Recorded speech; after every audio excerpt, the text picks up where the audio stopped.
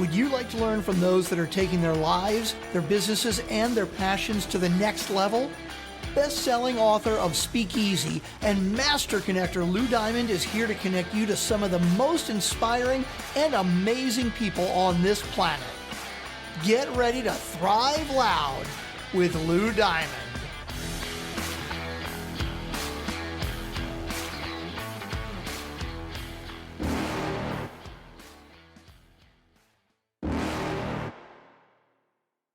You're never gonna make it, you're not good enough. There's a million other people with the same stuff. You really think you're different? Man, you must be kidding. Think you're gonna hit it, but you just don't get it. It's impossible, it's not probable, you're irresponsible. Too many obstacles, you gotta stop it, yo. You gotta take it slow, you can't be a pro. Don't waste your time no more. Who the fuck are you to tell me what to do? I don't give a damn. Welcome, everyone, to another absolutely spectacular, fantabulous, awesome episode of Thrive Loud with Lou Diamond, connecting you to the most inspiring and amazing people that are thriving each and every day.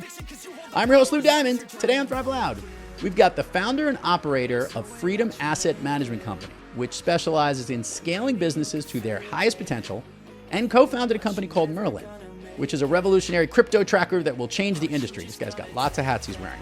Besides being the owner of 7+ companies thus far, he's an author of 2 books, a top podcast host, a social media influencer, and one heck of an amazing cool dude with a really cool beard. Thrive Loud listeners, I bring you Coach JV. Coach JV, welcome to Thrive Loud. What an honor to be here. Thank you. I'm excited to be here. For listeners, go check out the video. He's got the backwards baseball cap. He's got the whole cool, looks like he's got platinum records behind him. He's got a great little business, great entrepreneurial stuff, but he's also got an energy and does some really cool things. So what I love to do to help people kind of level set this conversation, I want to do a little rewind, Coach JV. Let's go back. I want to kind of understand how the thing you're doing now became your gig.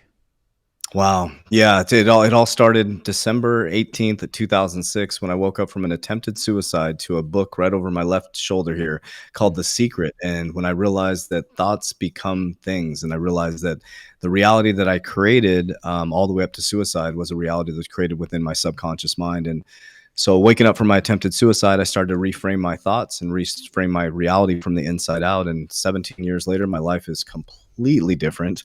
Wasn't an easy journey. There were some ups, there were some downs, and there's still ups and downs. But just understanding that everything comes from the inside out, completely reframed my mind, reframed my family's lifestyle, reframed everything. So, yeah, it started December 18, 2006. I woke up 48 hours later from I had a massive opiate addiction. I was a clean cut guy. Got out of high school, went in the military, normal dude, go drinking with my buddies and didn't do drugs or anything like that. I served in the military. I was actually a drug interdiction officer in the military. And when I got out, ended up having a small injury in bodybuilding and got the opiate, and like many other clean cut people who go through that process, which is it's a big pandemic that we're going through right now, the opioid addictions. And yeah, I'd end up being a full blown drug addict from 2004 to about 2006. And to say that it was a rough time in my life is an understatement. I'm very grateful that I went through it, and so that I could tell the story to help other people. Wow. Well, first of all, 1, glad you're here. 2, thank you. Thank you for your service to our country. And I know that there's so many people who have gone through really hard issues, between the ears, between the heart, between the body and everything, just because it's, such a tragic thing. You're right. It is an epidemic around the country, and we need more voices like you to help, be glad to show the example that could be set thereafter, because a lot of things happened thereafter. I guess you shifted your mind, you shifted your world, but you also shifted kind of the way you think about business. Maybe try to help connect that dot here. How did we get into the world of what you're doing? You are one heck of an entrepreneur with lots of different ways of doing the things that you do. Tell the listeners, how did that kind of all happen? Yeah, thank you. So after the suicide, the book, The Secret, Thoughts Become Things, I just started to really do manifestation. I started thinking about the life that I wanted to create, and I ended up in banking back into 2007, 2008, got a job as a banker. And I used all these techniques of thoughts become things, discipline, consistency. Motivation is fleeting. I just got really disciplined and consistent, vision boards, writing down my goals. And so I ended up moving up to executive banker, so VP, in 2 years, 7 months, and about 28 days. Was a record within the company, and got invited to executive banking school. And when I went to CBA executive banking banking school, I started to see the banking system for what it truly was. I started to go really deep into an understanding of what the banking system is, how money moves through the system. And I started to see something out in the landscape that, we're there to be financial advisors to our people, but all of our people were struggling, payday loans and, 74-month loans for someone making $30,000 a year that can barely afford the cars. And I started to see that we truly weren't providing financial literacy. We were providing financial products. And so I started to get this real weird gut feeling in my stomach. And, Cinderella story, suicide to a VP at a bank, CBA executive banking school, making almost $250,000 a year. And so from 2012 to 2017, I call it the Great Awakening. I started to kind of wake up in banking, and I decided to walk out in 2017. Unbeknownst to me, I think my ego had kind of got the best of me, and I was like, oh, it's going to be easy. I'm going to be an entrepreneur, a book author, and podcast host. And I built a program for 6 months to educate people around mindset. And my first program I launched in 2018. 0 people signed up. And then the second time I launched it, 0 people. The 5th time finally in 2020, actually when the pandemic had taken our business, they shut us down. In 2020, my daughter introduced us to TikTok, believe it or not. And we started building our relationship, doing funny videos. And I was like, you know what? They took everything from me again, or who they are. It was me, my own decisions. And so I decided to document my journey from broke on my parents' couch. But there was an important part about that story is that the reason why I ended up broke on my parents' couch in 2020 is because I got to hear their conversations around money. We didn't talk about money. It was taboo. We didn't talk about investing. So the reason why I kept going broke is I didn't know how money worked. Yeah. I was in banking. I was a banker. I was buying 535i BMWs, the houses, all the stuff that, keeping up with the Joneses, what we're taught to do, which gives us edification from our fathers or from outside sources. And so I decided to draw a line in the sand, be more committed to the pain of change. I decided to rewire my brain. And so from 2020 to 2024, I ended up building a pretty robust crypto portfolio. I did the opposite of the public. As everything was going up, I got out. And I created a diversification strategy. And, we started investing in companies. And I have devoted my life to macro, microeconomics, spirituality, and understanding how money moves through the system. And my whole goal is freedom of choice, freedom of time, spiritual freedom, and freedom of speech. And so now here we are. Yeah, that's the journey we've been through. And it has not been easy. I lost my money. The first time was self-induced with the suicide and being, a drug addict. Second one was trying to build the business. And then third time was when the pandemic shut us down. So it's been a journey, but it's like any hero story, right? You go through this process, and hopefully people can see through my story that it's possible for them as well. Reboundability is the word that just keeps coming back here. All these things that you think would knock you down, you just keep on getting back up. But let's talk a little bit about the crypto world, because for those who, it's really interesting. I worked on Wall Street and was very in the depths of a lot of complicated financial products and whatnot. And when crypto first came out, my head spun around, and I was having trouble getting around all of it, mostly because I came from a world where we needed to understand all of the rules of financial systems and whatnot. And obviously we have crypto, even in the name itself, which is, a maze, a cryptography, of hidden puzzles of whatnot. So I always felt it was the greatest misnomer because of, the way that this platform was created. It has had its ups and downs, and just like you, rebounds and whatnot. Tell me about the space that you play in around it, because lots of different, we've had people who have created their own currencies, people that have had, invested in them. You've got an interesting take on where you stand in this, and I like the up and down part. Share that with the listeners so people understand where you sit in this realm. Yeah, how I got there was, I had a lot of time when I ended up broke on my parents' couch. So I started studying history. So I understood simple economics, banking, money. And so I I actually didn't understand money. I understood that you put money in a bank, right? And so I was like, well, what do the banks do with this money? So I started to study how waves of energy work. I studied Ray Dalio's Changing World Order, and this is just a wave of energy that we're going through. Like, money has changed from bartering, right, to we had paper money, we've had coins, we've had, banknotes, all these different things. So what we're experiencing right now is a transition from Web 2.0 to Web 3.0, which is input to connectivity, industrial to technical. It's a wave of energy that's changing. The monetary system is changing. The old analog system is dying off. The banking system cannot continue the way it is because the advent of social media, because everything moves at the speed of light. Amazon, Venmo, all those things. And I had the same experience as you did when I got introduced to cryptocurrency, coming from the banking system in 2019, I got introduced to it. And I'm like, this is crazy. Like, it's a Ponzi scheme. Jamie Dimon told us it was rat poisoning. You know, you're a criminal. Or no, sorry, that was Warren Buffett. But he said you're a criminal if you invest in it. And I realized that, yes, it's an extremely speculative asset, but it is a wave of energy that is transferring into a new monetary system. So I understood that people in investing, Wall Street wins 100% of the time. 100% of the time. And then the advent of retail investors, where all these retail investors are coming in trying to get rich quick. Well, that's the whole thing, is they come flooding in when everything gets excited, and Wall Street's pulling profits. We are the exit liquidity. So I decided to reverse engineer everything like I did in my life. I reversed engineered everything. And so when everybody was coming into crypto, I was exiting with my exit plan.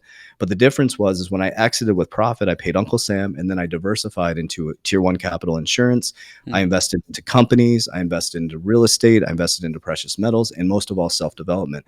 So what I've taught people to do is to do the opposite of the public. So right now, crypto's starting to get its legs underneath it. The Bitcoin halving's coming. It's going to go straight up on the back end of 2024 through 2025. Everybody's going to get excited, but we are going to be the exit liquidity. The asset managers are getting involved now. Wall Street's coming in with the Bitcoin ETF. They are here to make money for their clients. They don't care about your 401k. They don't care about that you've mortgaged your home to get into crypto. And so what I started doing is I do an exit plan. So as everybody's coming in, I exit the markets, and that's what made me rich. And now the next phase will be wealthy because I do the opposite of the public, the 99%. Love it. It's really funny. I love going to casinos, mostly from two ends of it. And I state this, I'm not the biggest gambler in the world, but I just love the operation when you get to see that dynamic in full view, where that's basically what Wall Street is. We have a house that always wins. The odds are literally in the favor of the house. And the same thing with Wall Street money or institutional money or banking money, whatever it is, which is, it's no different than when you play poker against somebody. The one with the biggest stack of chips is going to have the most influence and has the most flexibility to deal with. But I also love it from another perspective, and that is that there are opportunities to make money as long as you know that you get out. It's like if you have certain windows, you can't sit at the blackjack table for 24 hours straight. It will not work in your favor. It's the window of time that when you start to capitalize, you can do well. And I think I like what you're doing, by the way. You're taking out a certain advantage, and I totally agree with you. There's a certain take on this, but making sure that you're taking that type of money and putting it into other alternative investments or more solid investments, which is a great portfolio anyway, right? It's diversifying different ways that you can deal with it. Have you gotten better at understanding all the different alternative investments that are out there? Oh, yes. I do want to dive in the casino thing because I talk about, I love what you said. So when people are like, I try to make the complex simple. That's what I do. I wear a backwards hat. I'm wearing a tank top. I used to wear a suit, 535 by BMW. Like, I'm demystifying private investing. That's what I'm doing. I'm like, we're changing the face of investing, right? So the first thing I want to talk about is a casino. So I always tell people, what is an exit strategy? So if I go to the casino, I love playing roulette. And so if I put $1,000 on black and I double it and I hit $2,000, the first thing you do is pull the house money or pull your money. Now you're on house money. And when I'm at the roulette table, if I start going up, I do an exit strategy. I'll pull $25 off. Then I use their money. I pull $25 and I do the same thing with cryptocurrency. So when it comes collapsing down, because I'm always going to get caught at the top because my ego's going to kick in. You're going to have a few cocktails. They're giving you free drinks. That's the reason why they give you free drinks. And then next thing you know, when I go back to the hotel and I pull out the chips, I have like $3,000 that is all free money. Because I not only pulled my initial investment, but I pulled, to make it simple, I pulled profits on the way up. And then going into what you talked about is how I did this was I studied the risk pyramid like crazy. So on the left side of a risk pyramid, as you go up the risk pyramid, you got stocks, you got cryptocurrency, things that are very volatile that go up and down. So if the economy collapses, the 401k comes down.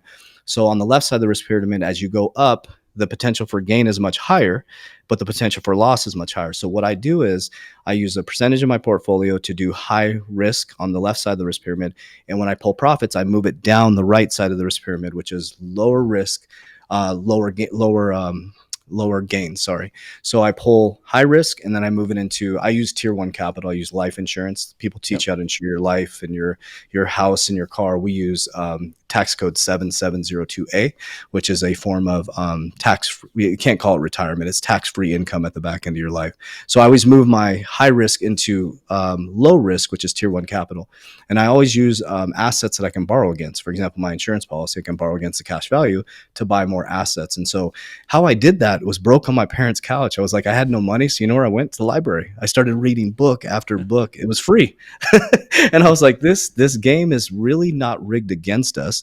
If you understand the tax codes, it's designed for you to put money into the economy. It's designed for you to be an entrepreneur. It's designed for you to put money or borrow and buy assets. It's just that we all think the game is rigged, so we fight the invisible enemy when we could be using that energy to produce or to build new things. Love it. Listeners, I was smiling while I was off camera here because I was laughing because it is true.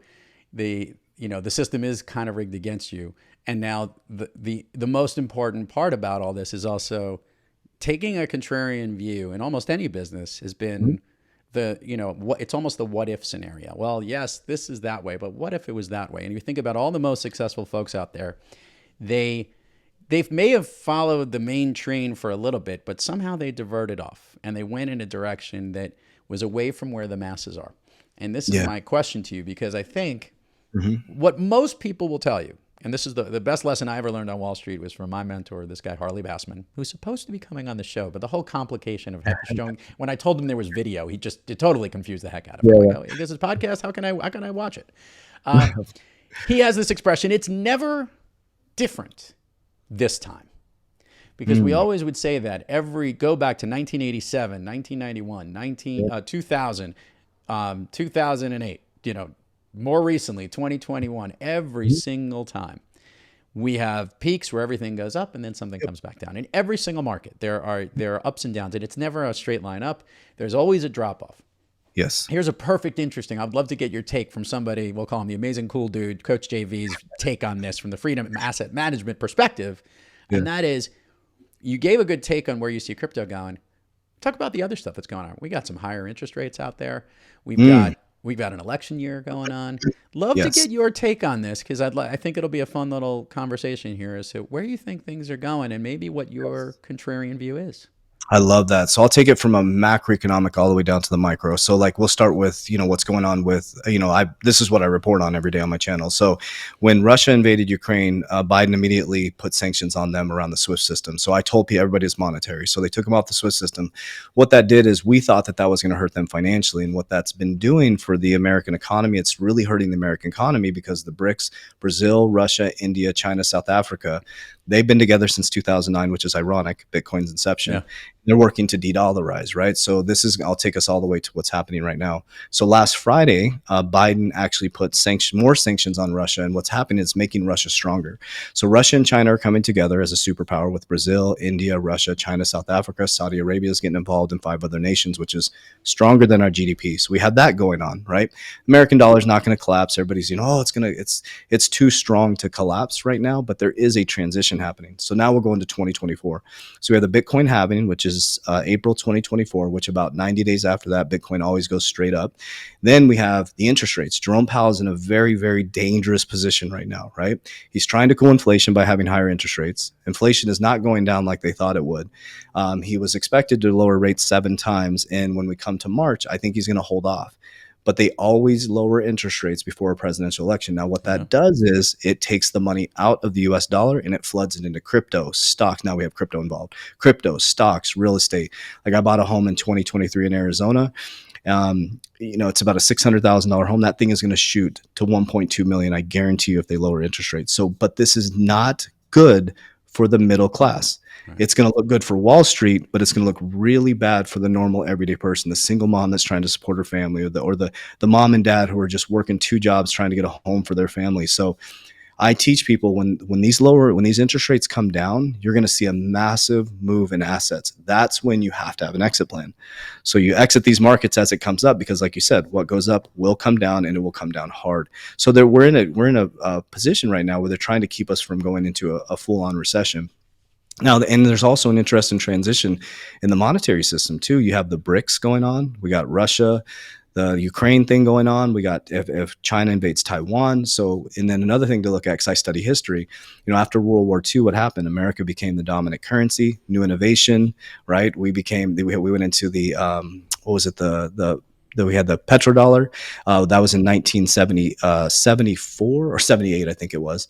And so now they're de-dollarizing and they're working to get away from the petrodollar. So there's so many things happening. So I believe what's going to happen is they're going to lower interest rates. Our assets are going to go through the roof. And that's why I keep saying to people, just like the casino, have an exit plan. Love it. I'm just laughing because I agreed with just about everything you said. And I have another interesting take. And that is whenever anybody says, the US is going to crap or whatever it is, or I'm going to put everything in gold because I'm afraid that I'm going to have to go to a bunker soon. Yeah. A couple of days ago, AT&T got hacked, and we're recording this in late February, and literally, I mean, we all got a $5 discount if you use AT&T on your plan. Congratulations, because they figured out how to hack us even more. Here's what I need. Here's what everyone always forgets, and why I come back to the very, very basics. Yeah, we are the biggest consumers in the world, and we feed a quarter of the world. The number one reason why the United States is always what it is, because we have the food. We have literally the middle of the country. All those plain states who are always the election states, let's make it clear, we are feeding 25% of the world, which is unbelievable when you think about the fact that we're really only like 380 million people, right? So it's a phenomenal chain that we will buy everything, but we're also going to feed everybody. And with all the other pressures, it's always at that point. When we start running out of the food, that's when you should start buying the gold, and keep these things in importance. Why we keep looking space exploration, all these movies that show the end of, what happens to our planet is dying. These are things you should keep an eye on when the world goes to hell. But I digress. But at least until that point, we're pretty safe on a lot of these other things, and these other assets continue to be pretty awesome. By the way, I've listened to your show. You got some great content. And that's where I actually want to go with this. I love asking content creators, people who write books, people who lead podcast shows, people who put on pretty funny entertainment and social media. Well done, by the way. Thank you. You are giving a gift to the world in this great content. Yet there's always kind of like a happy accident, a gift that you get in return. As the host of your program, what's been the special gift or the thing that you've received in return from hosting that program to you? What have you gained a lot out of it?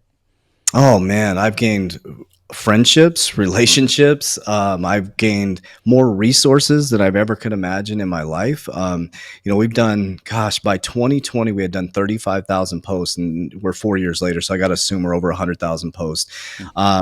Friendships, resources. When I travel all over the world, I have a place to stay, food, shelter. And that's one thing that I want to state is I agree with you 100%. It's that's why I have a diversification strategy. Everybody thinks that the sky's always falling. Our great-grandparents thought the sky was falling. Our parents thought they thought the Mayan calendar, the world was going to end. And Y2K in 2000, we thought that we're going to wake up and the whole system would shut down. And it's just a transition into a new wave of doing, I don't want to say living life, because life is always the essence of being human, but there's it's innovation. Things are moving. And so, like you said, America, it is a dominant country. And if the US dollar collapses, the world will collapse. So when I tell people my information is to shock somebody, because it's hey, listen, you got to wake up a little bit.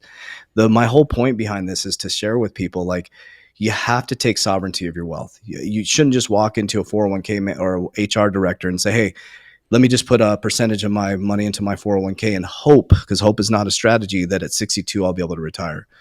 I just try to wake people up to the fact that, hey, listen, this is something that is changing within our economy. You can take sovereignty of your wealth. You can become a retail investor. You can start to create a budget. But I do believe, though, I know I'm going off the subject here, but Jerome Powell said it, that America's on an unsustainable path. And that came from the head of the Fed who said that. And so if we continue the way that we are, it's unsustainable with our debt levels. Yeah. So what that tells me is that change is coming, But what I've gotten out of this is, friendships. I've gotten, a lot of fulfillment and purpose in life. I feel purpose filled every single time I wake up in the morning. I get to do my hobby, which is pretty wild. Awesome. Yeah. I feel you there. I also wish I could pull off the backwards baseball cap as well as he does, just to get a chance to check it out. Another question for you here. You've overcome some real personal issues. You have done this reboundability, which you shared on this podcast, and you continue to be moving forward, which is why you're on this program, why you find ways to thrive. when you're on those down cycles or when you're not quite kicking on all cylinders. Coach JV, is there a practice you seek or maybe an individual you seek out today to help you get back on your thriving track? Individual, yeah. So there's a guy named Matt. He's the author of Psychosmos, a wonderful book, The Synthesis of Humanity and Spirituality. He's one of my coaches, and a gentleman named Chase in Peru. So there's two gentlemen I lean on a weekly basis to really keep me going. I'd say Matt is my spiritual coach, and Chase is just a mentor and a good man of God. And so those are two men that I really, really look up because, number one, they believe in God, and I love Jesus Christ, and they follow Jesus Christ. They're just good humans. They're good husbands. They're good, they're good coaches. They're good leaders. So Matt, the author of Psychosmos, and Chase, he's a no-name individual who has no social media out in Peru. So I like it. You can't find him, but that's why you like him. You cannot find him. I had to find him in Peru, and so I go see him every year, and he's just a wonderful individual. So.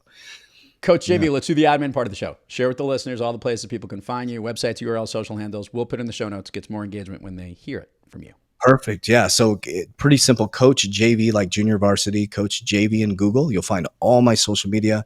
We have the Warrior Academy, the 3T as in Tom Warrior Academy .com. That's our website. And you'll find all our social media. If you just type in 3T Warrior Academy on Google or Coach JV, you'll find us everywhere. I like when it's easy. Some people have got like 6 different codes or 6 different names, one in this platform, one in that one. Thanks for making it simple. Sure. Are you ready to go down Fun Street, Coach? Let's do it. Let's do it. Let's start with this one. Can you share with the listener? I think you may have shared. You didn't share with me. You didn't take a crack at this because you weren't sure. Do you have an all-time favorite movie or one that you love to rewatch over and over again? Oh, Rocky, man, Rocky. It's my story. It's my life, man. It's Rocky. It's like, I can relate to that story. Like, yeah, I loved it when I was a kid, man. I had a pretty rough, just things that happened to me as a kid, and that kind of kept me, it just taught me the hero's journey, man. That's just Rocky, 100%. Love it. We're going to do the speed round here. It's kind of like, we call it the Speakeasy Pub Crawl. Speakeasy is the platform we work on. We want you to take a shot of gumption. All these questions, we're going to go hopping down Fun Street. Each one of them relates to you. None of these answers are wrong because they're all yours. You ready to roll? Cool. Okay. Yep. Of late, a song that maybe you love to listen to or one that pumps you up. Oh, man. Netflix Fight Back. Who's this? Say that again. Netflix. He's a non-label artist, like what do you call it? Independent? Independent, yeah. Okay. Netflix. Netflix Fight Back. All right, we'll check it out. Producers, you'll figure out what that is. Yeah. Favorite food that's not a dessert? Burgers. Favorite dessert? Cookies. And what kind of cookie? Let's get more specific here. Chocolate chip, 100%. Pretty basic. An activity you wish you did more of? Ice baths, believe it or not. An activity you wish you did less of? Less of, man. I really love my life. Activity I did less of. Less complaining. Okay. He didn't complain about that, though. That was true. He loved his life, so it wasn't it? Yeah. An activity that's relatively new to you, one you've recently tried, that you like so much you want to tell everybody else to try. Ice baths, man. It's relatively new with it because I do the same things over and over again, but I've added ice therapy to my life about 16 months ago consistently, and it has changed my life. I did it recently. I want you to, and I know there's some loyal people. Actually, Jesse Itzler is the one who got me into it, so I thank you, Jesse, for making me go into the real cold water. I tried it. I did it. I got it. I understood what was going on there. The ability to do that over and over again to me was a little bit hard. I don't know, but I guess you have one of those baths in your place. But you also live in Arizona. You're coming to us from Arizona, so baths are cool. That cools you off. Yeah, there's a place called Reconnect. There's one of my buddies owns one. See, it's blowing up right now. But I think the thing about it, what I want to share with people is because I never, ever, ever want to get in the tub. And it's that mental battle against myself every single time I don't even know. People say there's benefits. That's the benefit to me, is battling my own consciousness every time. Love it. If I could snap my fingers and you, Coach JV, could be anywhere in the world, where are you? Peru. And when was the last time you've been? Or it sounds like you have been. I go twice a year, yeah. So last time I was there was November 2023.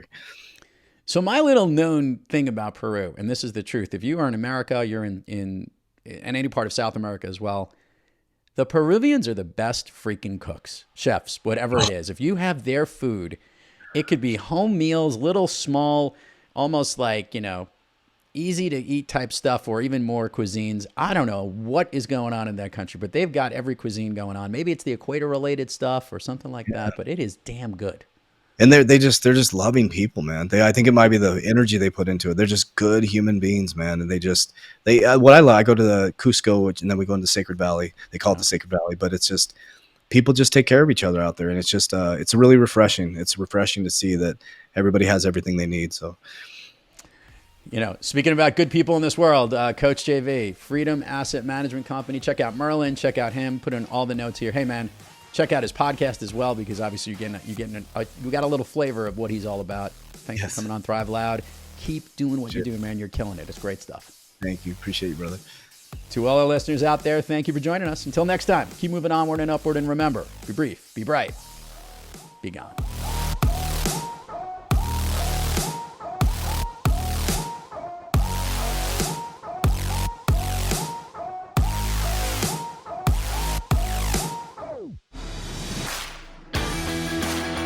You've been listening to Thrive Loud with your host, Lou Diamond.